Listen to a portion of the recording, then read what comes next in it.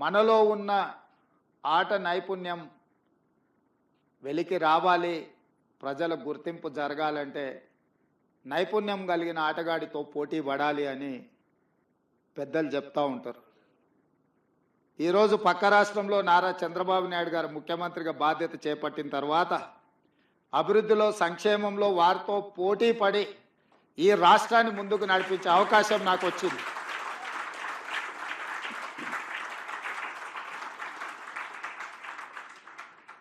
గతంలో 12 గంటలు పనిచేస్తే సరిపోతుంది, అంతకు మించి అవసరం లేదు అనుకునేవాడిని.